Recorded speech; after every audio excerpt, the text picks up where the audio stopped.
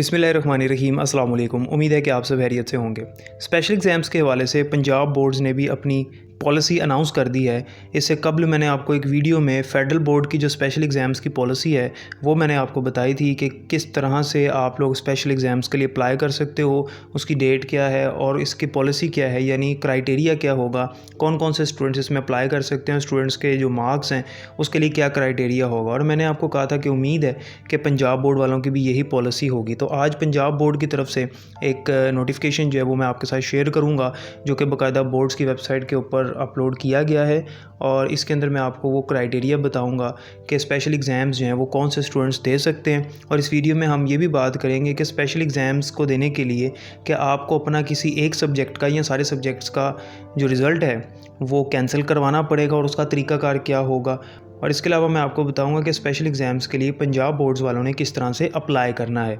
तो सबसे पहले तो हम ये क्राइटेरिया देख लेते हैं कि जो पंजाब बोर्ड्स वालों ने पॉलिसी बनाई है और जो मैंने आपको फेडरल बोर्ड की पॉलिसी बताई थी स्पेशल एग्ज़ाम्स के हवाले से, उनमें क्या डिफरेंस है। देखिए, ये आपके सामने एक नोटिफिकेशन नज़र आ रहा है पीबीसीसी की तरफ से। जैसा कि मैंने आपको बताया था कि फेडरल बोर्ड का जो क्राइटेरिया है वही सेम पंजाब वालों का होगा, तो इसमें काफ़ी हद तक रिजेंबलेंस है, लेकिन एक दो चीज़ें हैं जो कि डिफरेंट हैं। सबसे पहले तो यहाँ पर मेंशन है कि एक एमरजेंसी मीटिंग कॉल की गई पीबीसीसी की तरफ से, जिसमें पंजाब के तमाम बोर्ड्स, जिसमें बहावलपुर, डीजी खान, फैसलाबाद, गुजरांवाला, लाहौर, मुल्तान, रावलपिंडी, साहिवाल, सरगोदा और मीरपुर यानी एजेके, ये तमाम बोर्ड्स के हवाले से मीटिंग की गई जो कि तमाम पंजाब में शामिल हैं।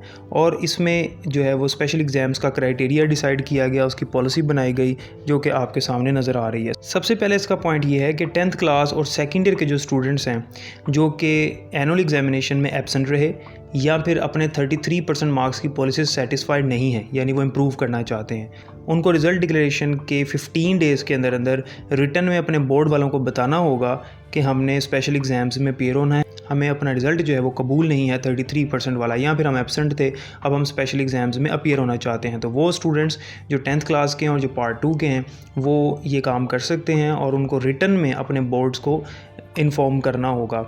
पॉइंट नंबर 2 ये है कि वो स्टूडेंट्स जिनका जो एडमिशन फॉर्म है वो फॉरवर्ड नहीं हुआ था इंस्टीट्यूशन की तरफ से क्योंकि अटेंडेंस उनकी शॉर्ट थी, वो भी स्पेशल एग्ज़ाम्स में अपीयर हो सकते हैं। यानी जिनका एडमिशन नहीं हुआ था, फ़र्स्ट टाइम में उनका दाखिला नहीं गया था क्योंकि उनकी अटेंडेंस शॉर्ट थी, इस वजह से वो पेपर नहीं दे सके, तो स्पेशल एग्ज़ाम्स में वो स्टूडेंट्स भी अप्लाई कर सकते हैं।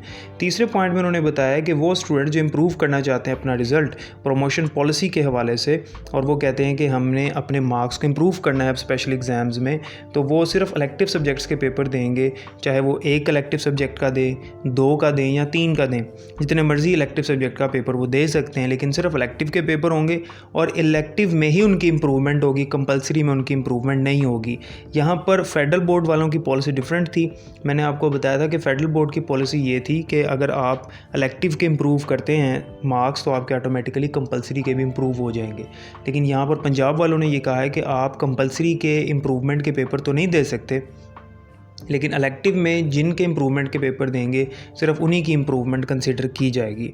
पॉइंट नंबर 4 में ये कहा गया है कि अगर कोई स्टूडेंट एडिशनल सब्जेक्ट के साथ पेपर देना चाहता है, कोई सब्जेक्ट ऐड करना चाहता है, तो वो भी कर सकता है स्पेशल एग्ज़ाम्स के अंदर, जो कि फ़र्स्ट टाइम पे नहीं कर सका, वो सेकंड टाइम पे यानी सेकंड एनुअल एग्जामिनेशन जिसे स्पेशल एग्ज़ाम कहा गया उसमें एडिशनल सब्जेक्ट का पेपर दे सकता है, जबकि पहले इन्होंने कहा था कि ऐसा नहीं होगा।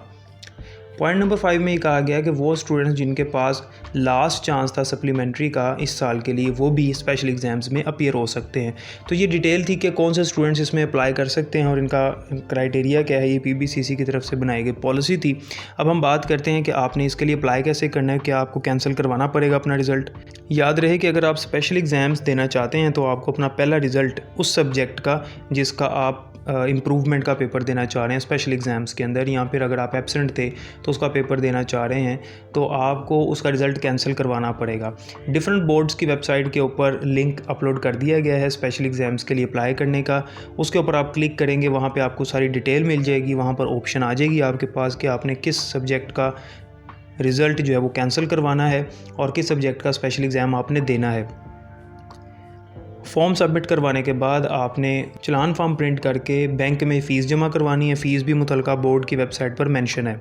अब मैं आपके साथ स्टूडेंट्स के क्वेश्चन शेयर करता हूं जो उन्होंने फेडरल बोर्ड वालों से किए, और ये बहुत इंपॉर्टेंट क्वेश्चंस हैं और तकरीबन जो कि फेडरल बोर्ड वालों ने दिया। तो स्टूडेंट के कुछ क्वेश्चंस हैं, कुछ क्यूरीज़ हैं जो कि उन्होंने फेडरल बोर्ड वालों से क्वेश्चन किए।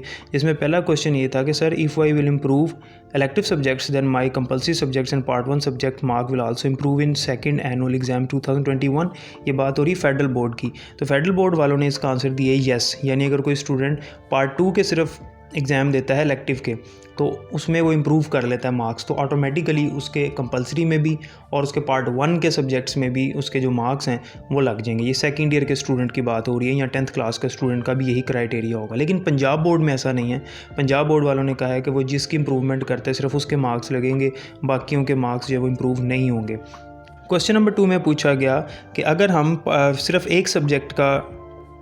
सिर्फ एक सब्जेक्ट की इम्प्रूवमेंट करते हैं स्पेशल एग्ज़ाम्स में, जैसे फ़िज़िक्स की करते हैं, तो क्या फ़िज़िक्स का जो पार्ट 1 का पेपर है उसके मार्क्स भी इम्प्रूव हो जाएंगे, और बाकी इलेक्टिव सब्जेक्ट जो है यानी जिसका हमने पेपर दिया होगा, जैसे कि इलेक्टिव सब्जेक्ट का एक पेपर दिया तो ऑटोमेटिकली इलेक्टिव सब्जेक्ट सब के मिला के टोटल एक परसेंटेज बढ़ गई, तो ऑटोमेटिकली कंपलसरी के भी बढ़ जाएंगे। तो इसका आंसर भी उन्होंने येस में दिया। क्वेश्चन नंबर 3 में है कि सेकेंड ईयर के 3 पेपर देने से हमारे फर्स्ट ईयर के मार्क्स भी इम्प्रूव हो जाएंगे, तो उसका आंसर भी येस है कि सेकंड ईयर के इलेक्टिव के पेपर अगर आपने दिए, ये भी वही क्वेश्चन है जो रिपीट हुआ।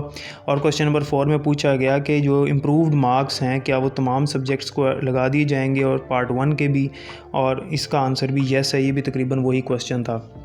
क्वेश्चन नंबर 5 में पूछा गया कि पार्ट 2 का जो रिज़ल्ट है वो कैसे बनाया जाएगा उन स्टूडेंट्स का जो इम्प्रूवमेंट के एग्ज़ाम जिन्होंने दिए, तो उन्होंने कहा कि एज़ पर फर्स्ट एनुअल यानी फर्स्ट एनुअल एग्जामिनेशन के हवाले से।